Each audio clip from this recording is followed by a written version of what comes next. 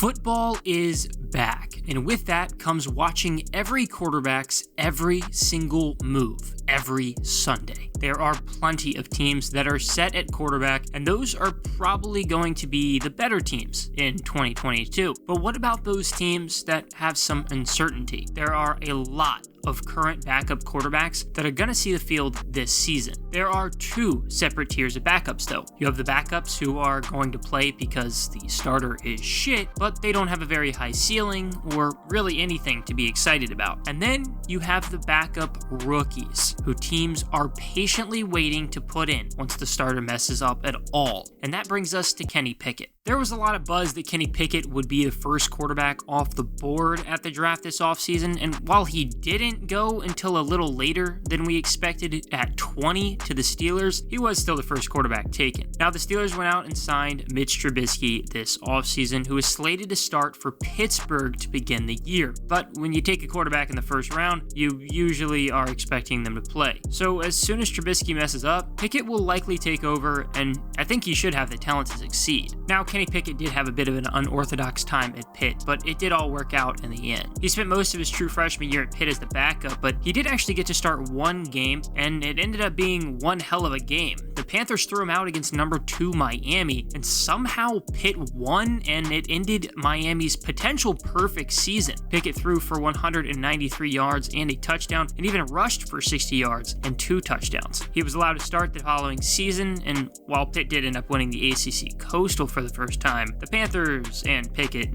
they weren't necessarily good. They went 7-7, and Pickett threw for under 2,000 yards with 12 touchdowns to 6 interceptions. He was fine in 2019. He wasn't even necessarily good. He threw for over 3,000 yards and 13 touchdowns to 9 interceptions. And then in 2020, that weird COVID-shortened year, he threw for 13 touchdowns and 9 interceptions and had about 2,400 yards. He did also make an impact on the ground with 8 touchdowns, though. COVID was obviously a rough time, but it's the only reason Pickett really has a career in the NFL. Because after 4 years in college, Pickett was nothing as a prospect, but because of the extra year of eligibility granted because of COVID, Pickett got one more year and he broke out big time. He went from a nobody to ACC Player of the Year. Pitt went 11-2. He passed for over 4,300 yards and 42 touchdowns to 7 interceptions. Plus, he scored 5 times on the ground. The second quarterback off the board was Desmond Ridder, who finds himself in a really similar situation to Pickett. The Falcons drafted him, but in the offseason, they still signed a guy to start, Marcus Mariota. They want to give Mariota a shot and see what he can do, but again, once he screws up, Ridder is going to be right there in the shadows waiting his turn. The Falcons took a shot on Ridder in the 3rd round after his time at Cincinnati, where he actually redshirted his first year, and then he got the starting gig in 2019, and he was fantastic. Ridder was the AAC Rookie of the Year after he threw for about 2,500 yards and 20 touchdowns to 7 interceptions. Ridder was the AAC Rookie of the Year after he threw for about 2,500 yards and 20 touchdowns to 5 interceptions. Plus, he had 572 yards and 5 touchdowns rushing. His redshirt sophomore year, Ridder passed for 2,169 yards to 18 touchdowns and 9 interceptions, in addition to 650 yards and 5 touchdowns on the ground. Now, the 2020 COVID year ended up being the real breakout campaign for Ridder. He was the AAC Offensive Player of the Year, threw for 2,296 yards, 19 touchdowns, and 9 interceptions. He considered declaring for the 2021 draft, and a lot of people expected him to. Instead, he opted to return for one more year, and wow, it went great. Cincinnati went undefeated and won the AAC championship before becoming the first group of 5 team to ever make the playoffs. Ridder passed for 3,334 yards and 30 touchdowns to 8 interceptions, and on the ground, he had 355 yards and 6 touchdowns.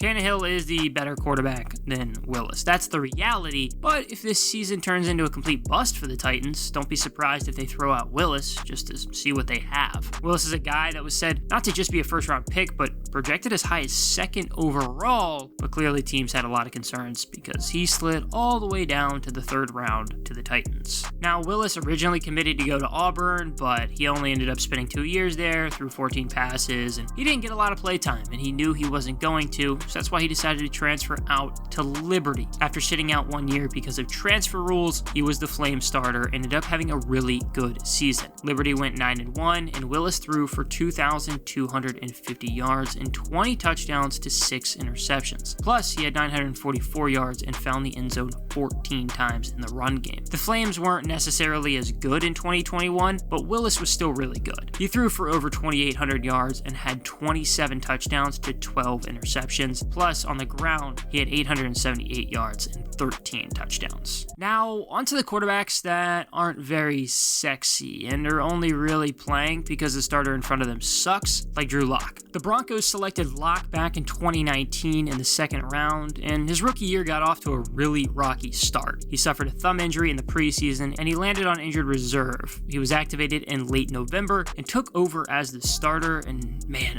Lock, he was something. In his NFL debut, he led a game-winning drive with 15 seconds left to beat the Chargers. In 5 games played, Lock went 4-1, but still wasn't good. He had 1,020 yards and 7 touchdowns to 3 interceptions. He was named the starter for 2020, but he suffered a shoulder injury in week 2. He returned, and Lock had his moments. He devastated the Chargers again with a touchdown to KJ Hamler as time expired, and then Lock turned around and threw 4 picks 2 weeks later. He finished the year with about 3,000 yards, 16 touchdowns to 15 interceptions. Not great. Clearly, Denver did not believe in him and traded for Teddy Bridgewater. Lock did still start in 3 games in 2021, recording 800 yards and 2 touchdowns to 2 interceptions. He was traded to the Seahawks along with Noah Fant, Shelby Harris, 2 first-round picks, 2 seconds, and a 5th for Russell Wilson. Despite literally being traded for, Lock is still the backup to Geno Smith, who did start for the Seahawks at times in 2021. That being said, Seattle is probably going to be horrendous, so don't be shocked when Lock gets thrown out there eventually. The same year the Broncos drafted Lock, the Giants tried to find their quarterback of the future by taking Daniel Jones. A few years later, we might see veteran Tyrod Taylor start over him at some point. Tyrod has had success in the league on and off over the past decade, but it's come with a lot of unfortunate events. He was a 6th-round pick in 2011 to the Ravens, where he backed up Joe Flacco and actually did win a ring. Then in 2015, Tyrod signed with the Bills, and he was actually pretty solid for 3 years and even made a Pro Bowl. He put up good stats, and he even got Buffalo to the postseason, but was eventually replaced by Josh Allen. Then Tyrod went to Cleveland, but got hurt, and Baker Mayfield took over. Then he went to Los Angeles to play for the Chargers, and a team doctor accidentally punctured his lung, giving Justin Herbert the starting role. He started for the Texans in 2021, but suffered an injury and landed on injured reserve. Tyrod has constantly been replaced by younger quarterbacks. That's what makes the situation in New York so interesting. The Giants have their guy, Daniel Jones, but he's made it very clear that he's not the long-term solution. Yes, Brian Dable is going to give him a shot, but don't be surprised in the slightest if we're watching Tyrod Taylor take the field instead at some point. Staying in the NFC East, don't be surprised if Carson Wentz gets replaced by Taylor Heinicke at some point this year. Maybe this is just my skepticism as a Washington fan. Heinicke was the guy for Washington last year. He wasn't supposed to be, though. Washington went out and signed Ryan Fitzpatrick to be the starter, but he suffered a hip injury in literally the second quarter of his time in Washington and retired after the season.